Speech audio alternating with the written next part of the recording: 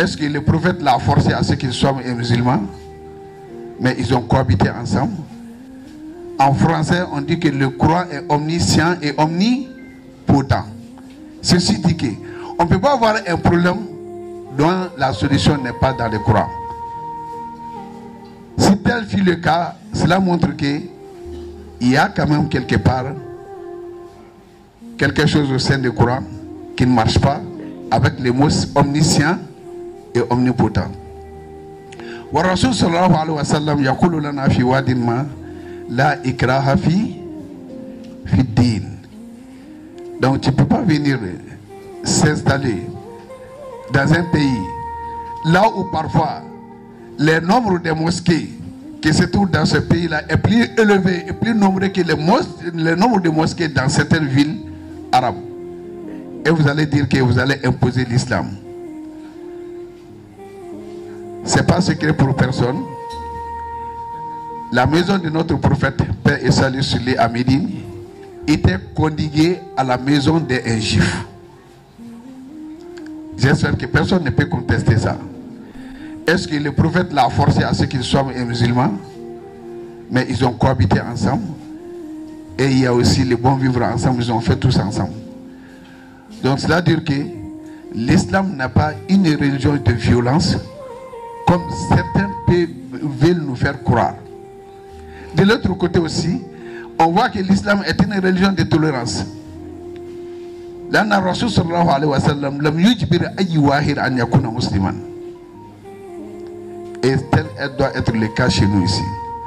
Et le point que le représentant de l'autorité et du gouverneur a dit, nous, moi je ne dirais pas vous, je dirais nous, parce qu'en tant que musulmans, nous sommes tous concernés par le même problème.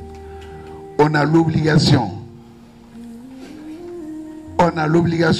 et la lourde responsabilité de jouer un rôle dans cette guerre. Une guerre qui nous a été imposée et une guerre qui a été façonnée de leur façon et une guerre qui a été instrumentalisée par des gens qui ont d'autres buts. Aujourd'hui, que vous le voulez ou pas, ce qu'on appelle en termes stratégiques la guerre hybride. Le terrorisme est devenu aujourd'hui un moyen de guerre hybride pour l'Occidentaux et les grandes puissances pour atteindre leur objectif. Mais malheureusement, comme je vous ai dit, c'est toujours les mêmes fils du pays qui sont instrumentalisés et qui sont les matériels et les moyens de cette guerre. Et ils s'assoient là-bas paisiblement à tirer les fusils.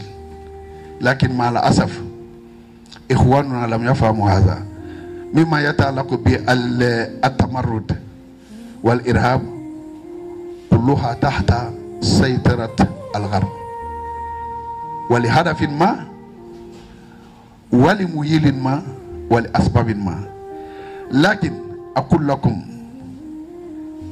al-irhab laysa lahu hudud wala jinsiyya ولا يوجد هناك دولة أو دول محصنة ضد الإرهاب كما يقول الرسول صلى الله عليه وسلم في واد ما الفتنة نائمة فقد لعن الله من أيقظها. بعبارة أخرى هم بدأوا الإرهاب بنية أخرى لكن كم من أبناء الغرب أصبحوا ضحايا في نفس الإرهاب. هذا يعودنا مباشرة إلى ما قال الرسول صلى الله عليه وسلم الفتنة نائمة يلعن الله من أركزها. وفي واد ما يقول اتقوا فتنة لا تصيبن الذين ظلموا منكم خاصة. Donc c'est pour vous dire qu'il n'y a pas une question d'être un représentant religieux, il n'y a pas une question d'être un chef coutumier. Tant que tu es malien, tu es concerné. Et moi qui est devant vous, je suis Anthony. Si c'est une question de dire que les porteurs sont des mécréants, moi quand même, je suis en train de parler, je ne suis pas une machine. Et ce que je suis en train de vous dire, les connaisseurs savent ce que je suis en train de dire. Bibara Oukra analyse tout, Jahir fil Majal. Comme on dit en français, je ne suis pas un profane sur le terrain avec lequel je suis en train de jouer actuellement. Donc c'est pour vous dire que parmi les porteurs d'uniforme, il y en a tout. Wa ukemil Kilinga kala, ibe feki sonko sumaya, kana jora la vile, sagi ko nana ori kama. Anga iri den gere ku bishika ke kanati kodnala, wa suga ka cha, amanguro bi, anemuru bi, atomi bi, akorosol bi, walima, ka iri den no be fara nyogon kan, ku ke kanati kelen kodnala, o fene be soro, entreprise bilan nana.